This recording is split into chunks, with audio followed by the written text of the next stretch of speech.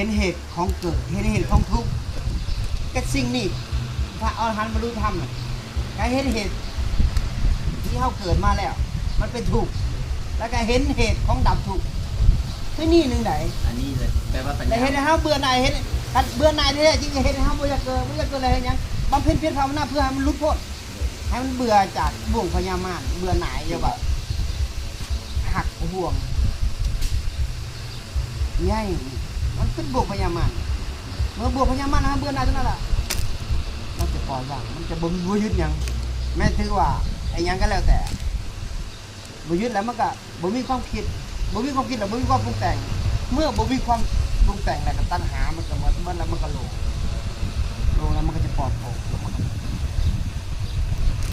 ดับ นี่แปลว่าปัญญาอื่นนี่แปลว่าเป็นปัญญาเนาะ เพราะเขาหมายคือว่าน่ะมาถึงทางบ่จากเลยนะมาถึงทางบ่ ทางแล้ว แบบว่าหรือว่ายังเป็นแบบว่าเป็นการปรุงแต่งหรือเป็นการที่แบบว่าน่ะมโนไปเองบ่หรือว่ามันแบบว่า โบเป็นกิเลสตัวเนาะ โดยหรือว่าคือตัวบ่หรือว่าที่เป็นตัวบ่หรือว่าไม่เห็นหรือว่า มันเห็นสัจจะความจริง เห็ เลย นสัจจะของจริง สัจจะความจริง เกิดจากการฟังแล้วเกิดจากการทบทวน